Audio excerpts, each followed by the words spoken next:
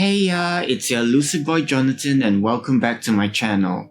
Today I'll be reviewing Red Velvet's subunit IRENE and Seulgi's Monster mini album while also providing a track-by-track review of each song from the record. If this is your first time here and if you're interested in what I have to offer on this channel, do consider subscribing so that you won't miss anything when I upload a new video. Now, let's get into this video.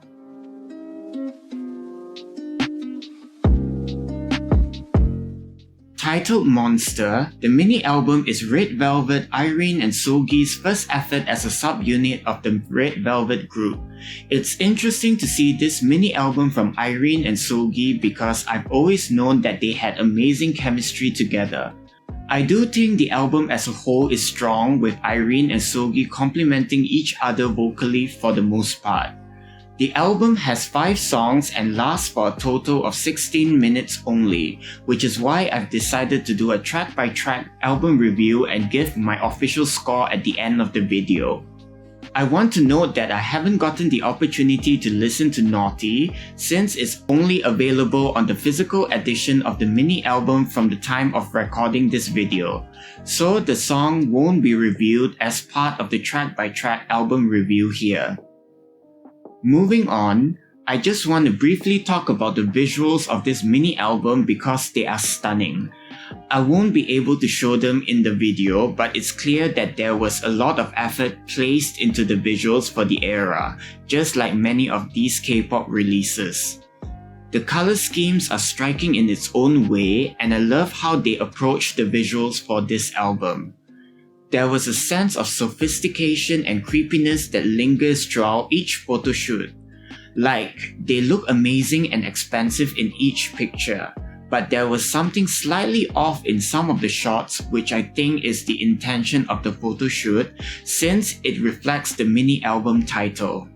Now, let's begin with the first song on the mini album, which is also the title track, Monster.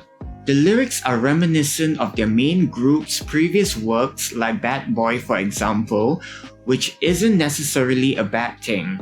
However, Monster doesn't traverse new grounds with the lyrical concept, and honestly, I had hoped that they would have tried something slightly different than what was provided to us, considering that it's the title track. Still, the lyrics of the song were solid overall and I appreciate that. That being said, the electropop-driven production of the song was hypnotic. I really love the haunting, whiny sound in the background because it stands out in the sea of beat-for-chorus breakdown landscape that's been prevalent in various K-pop hits this year. It reminded me of something from a gothic horror-inspired film, something like the Crimson Peak movie for example. I felt like they combined that gothic horror vibe and gave a modern twist to it in the form of the electronic production that encapsulates the track. Another aspect that I enjoyed was the outro of the song, with the subtle distortion being added to the mix. This gives off a much more prominent dubstep sound to the song. It was a small touch, but it was significant enough for me to want to listen to the song on repeat. I also feel like the release of Monster flows well with their main group's previous release, Psycho. While Monster didn't reach the heights of its predecessor, it's a pretty solid song altogether. Nevertheless, I can't help but feel like this is one of the boldest K-pop releases this year. The next track on the mini album is Diamond. While I appreciate the prominent R&B neo-soul influence in the song and like it a little, it does feel a little bit elevator music-ish at times. The lyrics of the song are decent, with them telling their significant other that they're a diamond in the rough, essentially encouraging one to dream with confidence. That said, both IRENE and Seulgi's vocal delivery is alluring and sensual. Their vocals just glide through the production of the song pretty well and it just intertwines beautifully. It was really interesting to see them go back and forth in the verses of the song before coming together in the chorus. It's my least favorite of the mini album, but it's still a good listen nevertheless, so this isn't something that I would skip if it comes on in my Spotify shuffle list. Feel Good is the third track of the mini album and it's definitely another standout for me.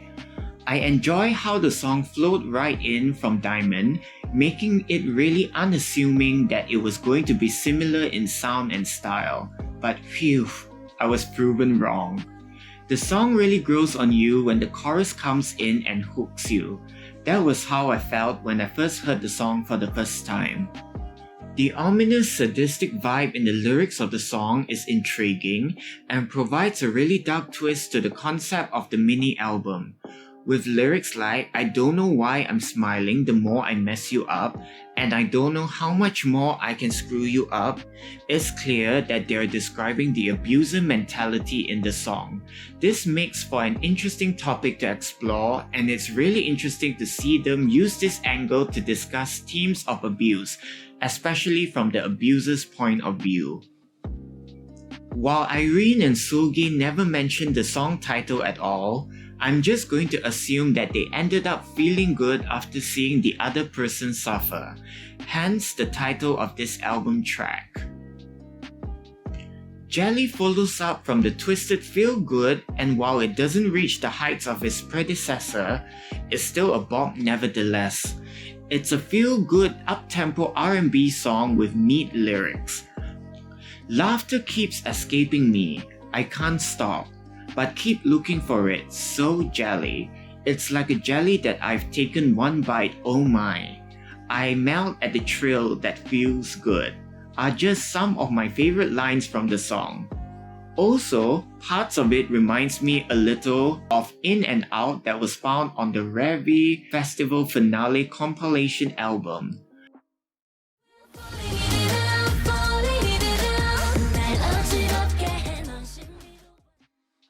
But it differentiates itself pretty well with the inclusion of various instrumentations like horns and trumpets, making this sound much more triumphant and playful. Now, let's move on to the final track on the record, Uncover, a bonus track on the album that's sung by Seulgi. This is another gorgeous song of the mini album and it really showcases Seulgi's vocal prowess. Production-wise, it reminds me of Ace by Taemin a little, with its dominating R&B ballad style found throughout the song.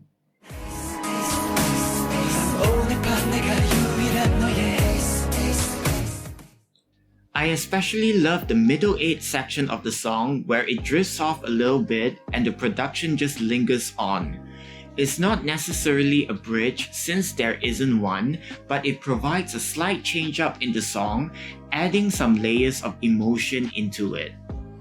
I really enjoy the lyrics of the song as well, with her singing about encouraging someone to open up and reveal their deepest and darkest fears that consume them. I feel like it's the perfect ending for the album in some ways, since it links back to the title of the mini album. The title monster could have represented how their dark side presents it themselves, while for Uncover, it's the complete opposite. I can't help but feel like Uncover is Seulgi's way of showing her vulnerable side. I think she's also talking to the listeners and encouraging them to dominate their fear. I also think the ending of the song was left ambiguous in an intentional manner, so that it's left up to us to decide on whether we want to uncover our fears or not. To conclude, I think this is a decent debut mini album from them. It isn't anything outstanding like the stuff their main group does, but I don't think that was their intention to begin with. Still, the album was a good listen from start to finish, so I'm excited to see how this era transpires because I've heard that they are planning to release Naughty as the follow-up single to Monster later on. To rate this album, I'd give it a score of 7.5 out of 10. That's it for the Monster mini album review. If you enjoyed this video, be sure to click on that like button and drop a comment down below. Thanks guys, and I'll see you in the next video. Peace!